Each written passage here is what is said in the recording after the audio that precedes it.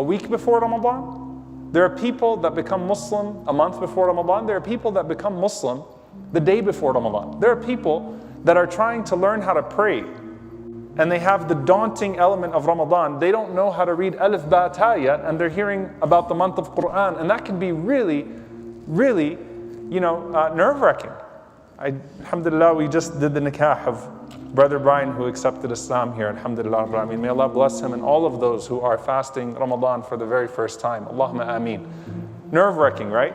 I was like, I wonder when, I don't know why this question came to my head. I wonder when Ramadan was legislated for the companions of the Prophet ﷺ, in what month? And subhanAllah, it was in Sha'ban, the second year after Hijrah. You had these companions that were just learning how to pray. Some of them, in fact, the majority of them were Ansar. They only spent a year with the Prophet ﷺ. Salah was still being defined. The Quran was still being revealed. When you think about Taraweeh prayer, Al-Baqarah just came down. Ali Imran and Nisa are not even there yet. So when you're thinking about the nights of Quran and what this is going to be like, this is a very new thing for them. And it's unlike the ayyam and ma'dudat, the few days of fasting that they used to have before. What a new experience. Shahr Ramadan. Wait, we have to fast the whole month? They were still struggling with alcoholism in the community because alcohol was not yet fully forbidden. It was partially forbidden, and even when it was partially forbidden, you had some that were still coming to the prayer drunk. And even when it was at that next level, when it was fully forbidden, you had some that struggled with it. There's a lot going on, and suddenly Ramadan drops on them. And they have less than a month to prepare for the very first Ramadan. That is actually significant and can help us relate when we might feel like, wait a minute, I don't know if I'm ready for this yet. Well, you know what? What did Allah subhanahu wa ta'ala say? يُرِيدُ اللَّهُ بِكُمُ الْيُسْرِ وَلَا يُرِيدُ بِكُمُ الْعُسْرِ. By the way, Allah is not trying to make things difficult for you. Allah is not trying to burden you. Allah wants ease for you. This is not to punish you. This is not because you did bad in Badr and something bad has to happen now, and this is something that is punitive. Just like مَا أَنزَلْنَا عَلَيْكَ الْقُرْآنَ لِتَشْقَى. The Quran was not sent down to cause you stress. Salah was not sent down to be this burdensome obligation, but to be a sila, a connection with Allah subhanahu wa ta'ala.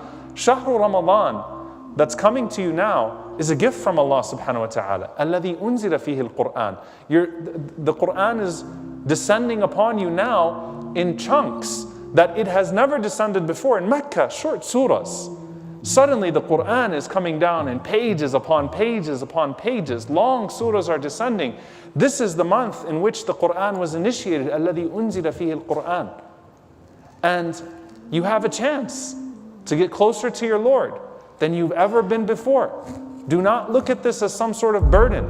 Do not look at this as something that you're not going to be able to do. They were not used to fasting. They were not used to fasting. They had a day or two or some days before, but they were not used to this idea of fasting in succession.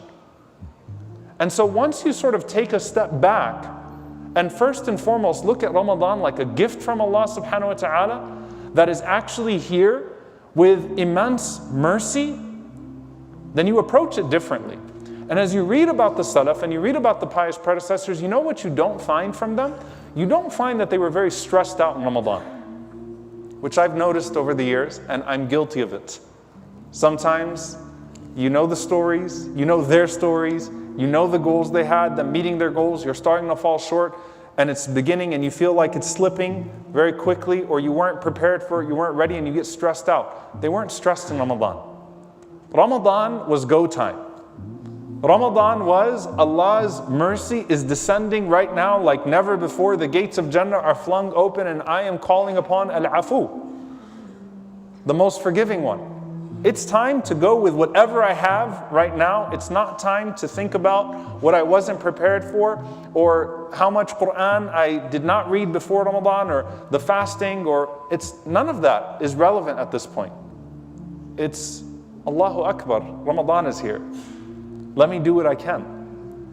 Let me pace myself now that the month has started in ways that are going to give me the full benefit of the month. So how do we get started off on the right foot? Well, first and foremost, if you look at the Salaf, they paced themselves from the very beginning as to how they wanted to divide that month. They weren't going to just figure it out once they got into it. They looked at where they were They looked at what they were capable of, and they created a trajectory for themselves. They charted a trajectory for themselves. Where do I want to end up at the end of the month? And how do I build myself to that in a reasonable way? Not one that causes me great stress. Not heavy on the quantifiable part of this, but how do I chart myself up there, right? Abu Musa al-Ash'ari, radiallahu ta'ala anhu, was someone who was distinguished by his fasting. And it's said about him, and this is outside of Ramadan as well, that he used to fast until he would become very, very lean. Okay? And they would tell him, لو أجممت نفسك, like, if you took care of yourself, put a little bit more, weight on. Why are you fasting so much? And your fasting seems to come in large blocks. The Prophet ﷺ was described as what? That sometimes he was fasting outside of Ramadan until you thought that he was always fasting. And sometimes the Prophet ﷺ took a break from fasting until you thought that he was never fasting, sallallahu alaihi wasallam. So Abu Musa, you seem to have this really intentional schedule that you have yourself on. What is that? And he said, إِنَّمَا يَسْبِقُ مِنَ الْخَيْلِ الْمُضَمَّرَةِ. He said the fastest horses, the ones that always win the races, are the lean ones. And al-mudammara is a very rich word in the Arabic language because it actually speaks to their diet. The Arabs had this whole thing when they prepared their horses for a race of what they would feed the horse before and how they would, how they'd start to take quicker laps to jogging laps to walking and keeping them on a schedule before the race starts. And what would end up happening is that you had sometimes those that weren't very good trainers, you're training your nafs, which is the horse, sometimes not very good trainers, that had horses that were stronger and faster in their nature. They'd go quick and then they'd crash, they'd be overtaken. So they start the race quick and then they get overtaken. Al-mudammara, if you watch a professional race, is that person that's running and you're like, when are they going to burst? And then they slowly start overtaking the rest of the racers. And this is actually what Abu Musa said I'm doing to my soul. SubhanAllah. This is how I treat my soul. I treat it like that horse that has this course. It's a long course there. That 30 days is far away, but so close, because we know that next week we're going to say Ramadan is already disappearing, and we're already in the last 10 nights, and we're already on the 27th. May Allah subhanahu wa ta'ala grant us a life of acceptance. Allahumma ameen. But we know how this goes every year, right? He's saying, I've already charted it out. I see where the end goal is, and I'm pacing myself. And al-mudammara would eat a very nutritious meal, and they wouldn't eat too heavy. They'd eat something very nutritious and slowly start to tone down. It's like a weight cut for horses, right? Not extreme, tone down before the race starts, and then build themselves back up. And he said, this is how I plan to live my life. And he used to say to his wife, Shuddi rahlak, tighten up your belt, get ready, get your camel ready, it's time for us to go. Get the journey ready, or be ready for the journey. فَلَيْسَ عَلَى جِسْرِ جَهَنَّمَ مَعْبَرٍ. There's no shoulder on the bridge over Jahannam. That's the best way that I could at least translate this. You don't get to pull over on the sirat or on the jisr. You want to cross it quickly. You want to move across it intentionally. And so when you're charting out your Ramadan, you are already taking into consideration, and subhanAllah, this is what, the Salaf, as they commented actually on, some of the scholars commented on Abu Musa's fasting. They said that they would go fast, then pace, then very fast, right? Sort of that last 10 nights. And subhanAllah, what you notice from the Salaf is that they didn't used to do this 10-10-10 division. Okay, they didn't divide their Ramadan into 10-10-10. We've recently sort of crafted out this dip. There shouldn't be a dip in Ramadan. They had a very clear 20-10 divide. They didn't have a 10-10-10 divide. I know the narration that is popularized, the first 10 being mercy, the second 10 being forgiveness, the third 10 being pardoning from the fire. That's actually not authentic. They paced themselves as 20 and 10. The first 20 days they had a regimen, the last 10 days they had a regimen. And that's something that's very profound. And so those that used to do a khatam of Quran on a daily basis, and I know that already puts Ramadan out of reach for some people, right? They did their 2 khatams in the last 10. And you can take that equation and you can cast it on all of the ibadat, all of the acts of worship that you plan to take on in this Ramadan. Set a goal for the 20 set a goal for the 10. And there is some wisdom and some benefit to doing that. Now, if the goal that you set for the 20 is an unreasonable goal that you're not going to be able to meet, you're going to spend the 10 trying to catch up on the 20. You're going to spend the 10 trying to catch up on the 20. SubhanAllah, that's what ends up happening, right? Overdrive in the last 10. No. Set a goal for yourself with your recitation, with your adhkar, with your dhikr, with everything else. For the first 20, that you know you'll be able to maintain across the 20, inshallah. Then kick it into the next gear when you reach into the last 10. And some of the ulama mentioned, subhanAllah, in this idea of yuridullahu bikum al-yusr, Allah wants ease for you. Look at the presence of the suhoor. Look at the presence of the suhoor, of taking that means of feeding yourself before the day even starts. And you know what the Prophet ﷺ said? He said, إِنَّ فَصْلَ مَا بَيْنَ صِيَامِنَا وَصِيَامِ أَهْلِ الْكِتَابِ أَكْلَةُ السُّحُورِ. He said that the difference between our fasting and the fasting of the people of the book is this blessing of suhoor. You might read like, wow, the Prophet ﷺ really insisted on breakfast. If suhoor has just turned into food for you, the Prophet ﷺ really insisted on breakfast, right? The angels sending salawat on the people of suhoor. But what this actually was referring to was that the people of the book, the way they used to fast, was that when half of the night passed, they started their fast. So not until the time of Fajr. They started their fast from half of the night. They wouldn't eat, they wouldn't drink after that. And the Prophet ﷺ insisted on a suhoor. Why? You are meant to not eat, well, I don't want to trash anyone's suhoor food, okay? But let's just say salty, heavy food. It kind of defeats the purpose. Okay? What would the Prophet ﷺ eat at suhoor?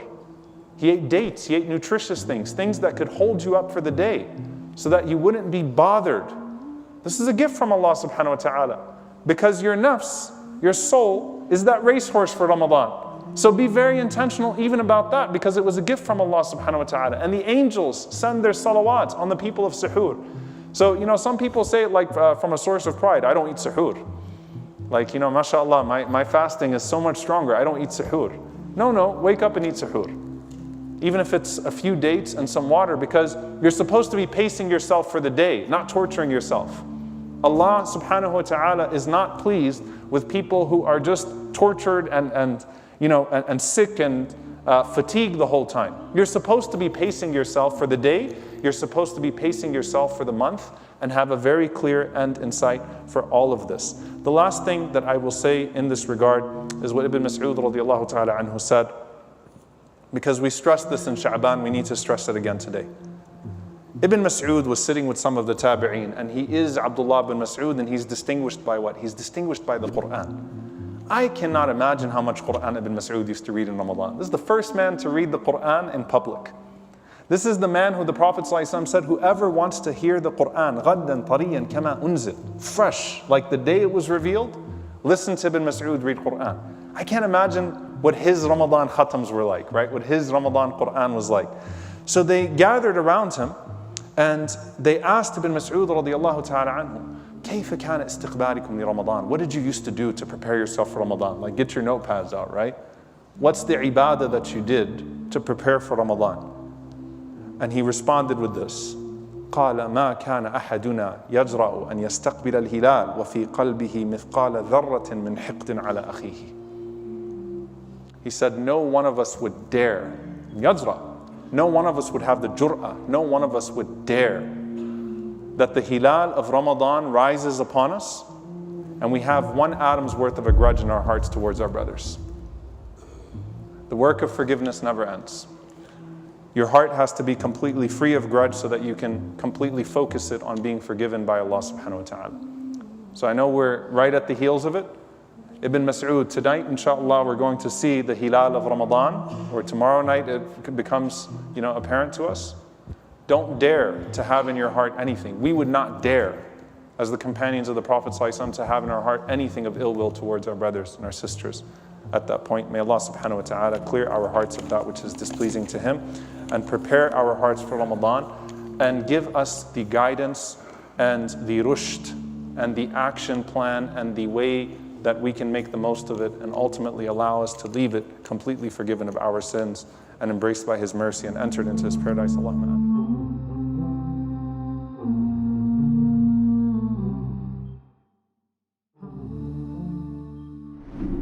Have you ever wished that there was a Muslim version of YouTube or Netflix? Well, we have created one. The One Islam TV app has no adverts and is safe to browse for your peace of mind. Watch hundreds of high-quality produced Islamic reminders, Quran videos, stories of the prophets, hot topic, debates, and so much more. 4 to 8 new videos are uploaded daily, inshallah. You can watch or listen to videos while your device is switched off. Watch videos on demand or download videos and watch offline. One Islam TV is 100% run and owned by Muslims, which means the small amount you pay for your subscription is a SADAQAH JARIYAH, continuous charity for you, as we use the funds raised to continue producing more beneficial videos and reminders, inshallah. The One Islam TV app is now available on Apple devices, Apple TV, Android devices, Android TV, Amazon Fire TV, and Roku, so you can watch on most devices and smart TVs. Download now for a free 7-day trial. May Allah reward you for supporting our work.